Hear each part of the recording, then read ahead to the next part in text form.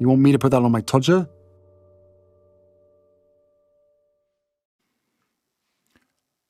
Harry's wife.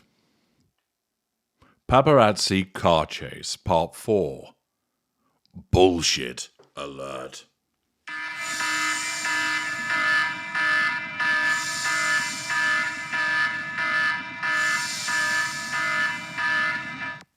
Yes, my bullshit alarm has been going off all afternoon.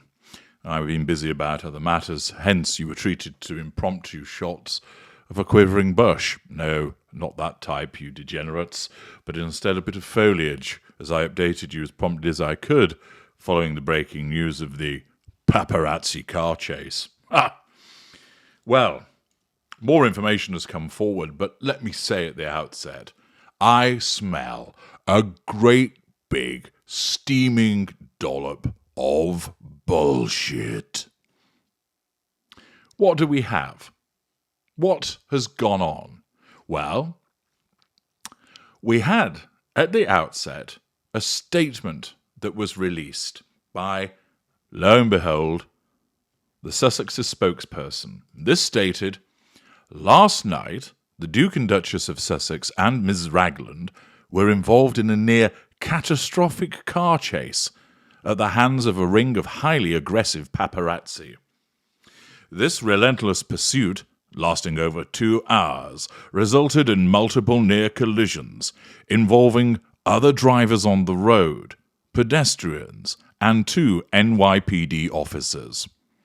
While being a public figure comes with a level of interest from the public, it should never come at the cost of anyone's safety. Dissemination of these images, given the ways in which they were obtained, encourages a highly intrusive practice that is dangerous to all involved. Stern words indeed. And yet, let's have a look at some of the language in this. Near catastrophic car chase. Melodramatic.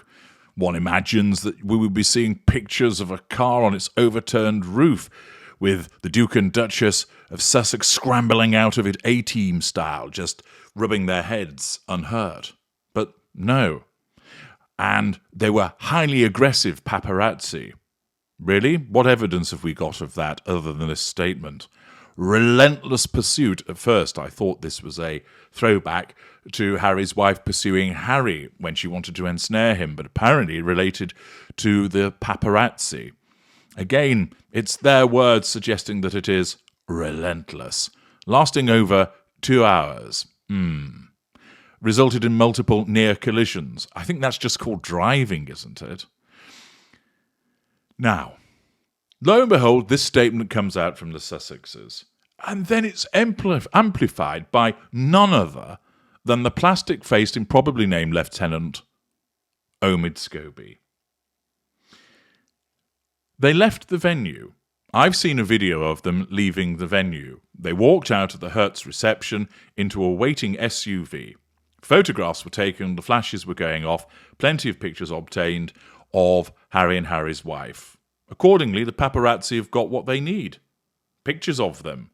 Pictures of them going into the venue, pictures of them leaving. There we are. Now, also, they really are not that special. This is New York City. It's chock-a-block with famous people. I guess the paparazzi have never seen anybody famous in New York before, have they?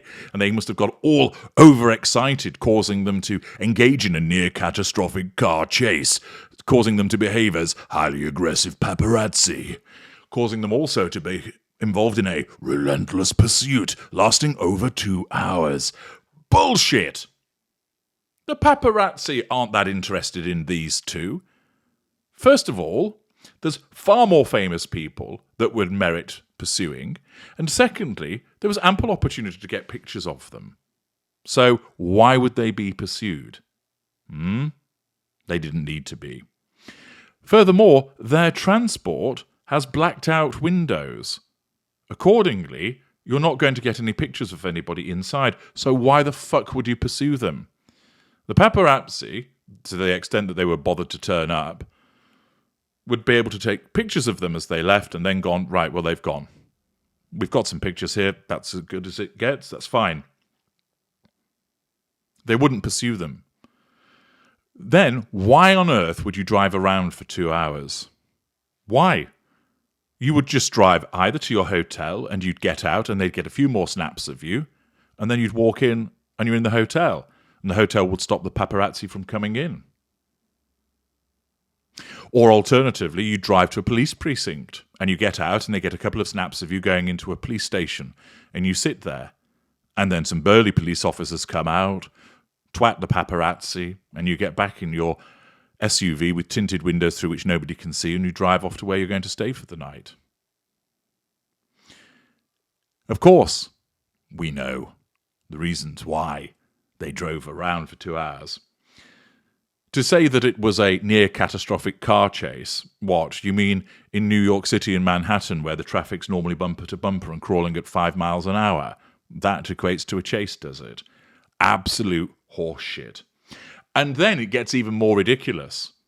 Apparently they did drive to a police station, and the police spoke to the paparazzi, and then when they exited, rather than getting back inside an SUV with tinted windows, they got in a taxi.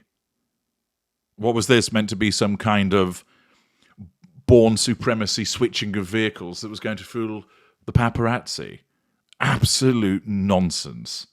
So you go from an SUV with tinted windows, you ditch your security detail and clamber into a taxi with some bloke sat in the front and Harry, Doria Ragland and Harry's wife sat in it also. And you're so desperate to avoid being photographed that you decide to get out of an SUV which has got blacked out windows and get in a taxi which has got clear windows. Duh! Makes sense. And I guess then thereafter they attempted to drive around a bit in the taxi for the purposes of enabling the paparazzi to get some photographs as they desperately sought out a tunnel, trying to emulate what happened to Diana, Princess of Wales. There's also suggested it was at the hands of a ring of highly aggressive paparazzi.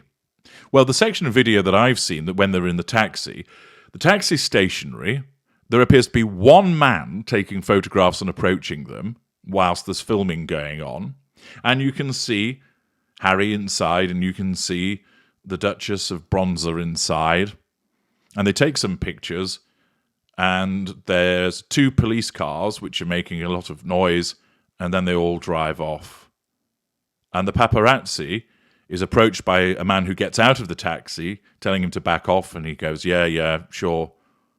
Carries on taking a few pictures. And then it drives a bit further off down the street, and the paparazzi on foot manages to run alongside, because of course they're in New York, in Manhattan, and the traffic is really slow. So that doesn't equate to a car chase. It accounts to a journalist, stroke paparazzi, walking along the road as they crawl along. I'll tell you what's happened. It's pretty simple. Harry's wife, narcissist that she is desperate for fuel. After missing out on the coronation, seeing the nemesis kicking her ass left, right and centre, and turning up wearing her granny's bedspread, it's necessary for her to try and do something. A paparazzi member, 1, maybe 2, maybe 5, have been hired to follow them. Ordinarily, for the reasons that I've already explained, there was no point in the paparazzi following them. They've been paid to follow Harry's wife. Harry didn't know about this. This has been orchestrated by Harry's wife and this new agency. The driver, pursuant to instruction by Harry's wife via her agents, drives around a bit, creating the idea that they're being pursued by paparazzi, as perhaps one man, huffing and puffing, smoking a Marlboro cigarette, runs along the sidewalk, taking a few pictures. Has-beens starts having panic attacks because, oh gosh, flashbulbs going off. Oh gosh. Mummy, pass me the Elizabeth Arden, my little pumpernickel. Harry's wife needs to increase the exposure. So after driving around to create the idea of drama and inventing catastrophic car chase, inventing highly aggressive paparazzi, inventing relentless pursuit, inventing multiple near collisions, It's then decided that some more pictures are needed, so let's go to a police station and get into a taxi, which makes absolutely zero fucking sense, other than you actually want to keep the drama going and you want to be photographed. And then they carried on driving round a bit, having no near misses whatsoever, as Harry's wife told Harry that the spirit of Diana was protecting them, as Harry then smoked one of Doria's special cigarettes. And then they eventually reached their destination. Having done all of that, they then let this pseudo-drama marinate in bullshit overnight, and then release a statement and pump it out to Omid Scobie and sit back and watch the shitfest. That's what's happened. There is no evidence or credible motivation for the paparazzi to have pursued them other than they've been invited to do so pursuant to payment. It just doesn't make any sense whatsoever. They could get photographs of them leaving. They didn't need to pursue them. It was pointless to pursue them because they were in a vehicle with blacked out windows. Therefore, why would you? Paparazzi aren't that dumb. They've been doing this for years, and they would realise these two aren't that important. We've got some pictures anyway. The only reason you would do it is if you've been paid some money to create pseudo-drama, which is Harry's wife, is all about. It makes no sense to have pursued them. There was no point in pursuing them. The only reason that you would pursue them is if you'd been paid to do it. And that's clearly what has happened.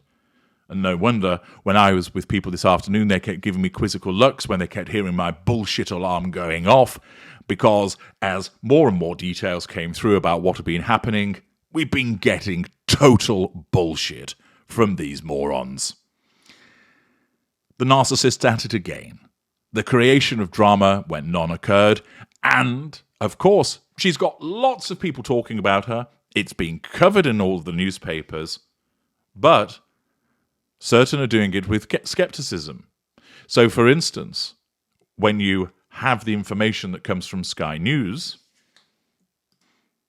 state, by Tom Gillespie, Prince Harry and Harry's wife paparazzi car chase was not near catastrophic, NYPD officials suggest. New York police officials later said they do not believe the chase was near catastrophic and described a bit of a chaotic scene as the Sussexes tried to get back to their residence. So already we know that it was exaggerated, and of course it's all been done because Harry's wife has caused it to be invented. And it was a chaotic scene of her own creation. Typical behaviour of a narcissist. And although she's got people talking about her, which creates the fuel that she requires, hundreds of comments are all talking about how this is utter nonsense and bullshit. Very quickly, in the Telegraph, we have Banjo-Kazooie. It's a worldwide privacy tour, of course. Roger Blank. Well, true to form, headline news on the beam, no injuries, no arrests, and now that fawning, grovelling Nicholas Witchell. Steve Walker, if only it was catastrophic. Their driver should know better. Catherine Lynn, how very convenient for them. Just in time to bolster their case for state-funded security. Peter Kane, sounds something fishy about this. Claire Royce, will someone please call a taxi for these two? Stephen Jones, all the paparazzi had to do was offer them a tenner each and they'd have posed for photographs. Bryony Clark, they have revved up all the public interest, this is what you get. Why drive around for 2 hours? Stop at your hotel and get out. Paula Fitzhenry, half of Manhattan must have been witness to this. They must be coming forward in their droves. David Fleming, it takes two to make a chase. Underscore, what's the next Jack and Ori? How I nearly lost my virginity to Mrs. Miggins in the Eton laundry room.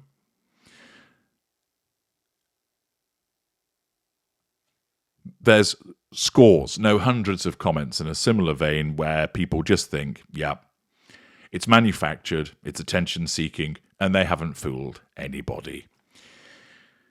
It's just grist to the mill. It's the narcissist doing what she does. Empty, pathetic, uninteresting. However, of course, it gets commented upon, but as usual, demonstrating the schoolgirl errors that she makes time and time again. It's not thought through properly, and it gets the hit of fuel that she requires, but then just shafts her credibility even further by demonstrating that this is clearly manufactured, and that's why you me and them over there, and everybody else smells massive amounts of bullshit. I'm H.G. Tudor. Thank you for listening.